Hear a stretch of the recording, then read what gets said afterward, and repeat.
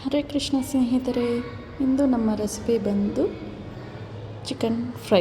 ಸಿಂಪಲ್ಲಾಗಿ bachelors ಮಾಡ್ಕೊಳ್ಳುವಂಥ chicken fry. ಮೊದಲಿಗೆ ಬಾಣಲೆಯನ್ನು ಇಟ್ಕೊಂಡು ಸ್ವಲ್ಪ ಎಣ್ಣೆ, ತುಪ್ಪ ಹಾಗೂ ಮಸಾಲೆ ದಿನಸುಗಳನ್ನು ಹಾಕಿ ಸ್ವಲ್ಪ ರೋಸ್ಟ್ ಆದ ನಂತರ ಹಸಿಮೆಣಸನ್ನು ಹಾಕಿ ಸ್ವಲ್ಪ ಚಿಟಪಟ ತದ ಈರುಳ್ಳಿನ ಹಾಕಿ ಚೆನ್ನಾಗಿ ಬೇಯಿಸ್ಕೋಬೇಕು.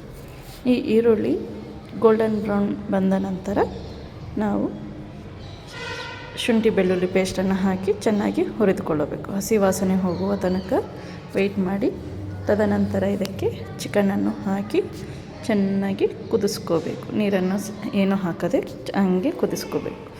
ತದನಂತರ ಇದಕ್ಕೆ ಸ್ವಲ್ಪ ಕಲ್ಲುಪ್ಪನ್ನು ಸೇರಿಸಿ ಸ್ವಲ್ಪ ಕುದಿದ ನಂತರ ಟೊಮೆಟೊ ಹಾಗೂ ಅರಿಶಿನ ಪುಡಿಯನ್ನು ಹಾಕಿ ಚೆನ್ನಾಗಿ ಕುದಿಸ್ಕೊಳ್ಳಿ.